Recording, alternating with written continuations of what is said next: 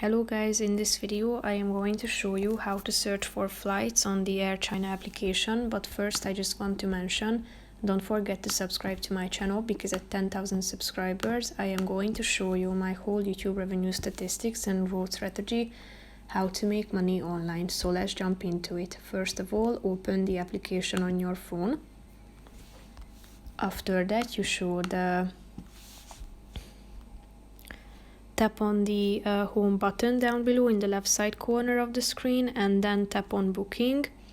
Here you should select the trip type such as one-way, round trip or multi-city, then select your departure point.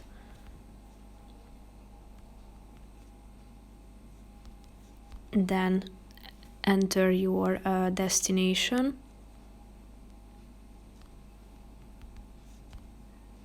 Select your departure date, then you can select the class, the number of adults, children or infants, then click on the search button down below to check out all the available flights, and then you will be able to choose from these other options. At the top you can see the calendar here, so feel free to check them out all, and then you will be able to book it if you would like to do so.